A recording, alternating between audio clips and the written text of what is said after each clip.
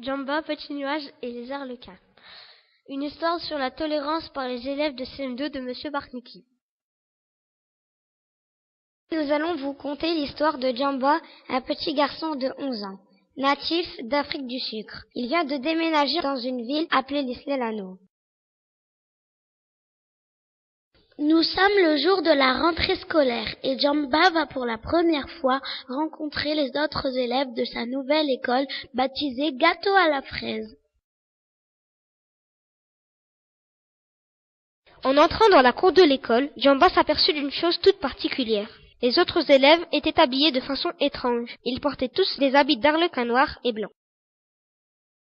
Djamba n'en revenait pas. Le tableau de classe était en chocolat noir, les chaises en praline, les tables des élèves en pâtisseries diverses dont cette délicieuse savane, les cahiers étaient un mélange savoureux de crème chantilly et de lait, les craies des sucettes aux nombreux parfums.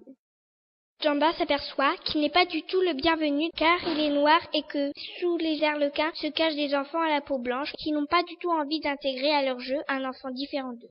Djamba est malheureux, mais quelques jours après son arrivée à Gâteau à la fraise, il croise dans les couloirs une fille du nom de Petit Nuage.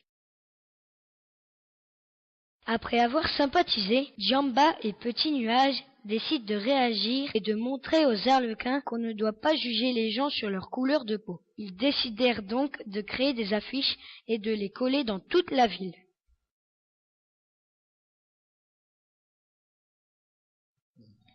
Intrigués, des journalistes du monde entier vinrent interviewer Djamba et Petit Nuage.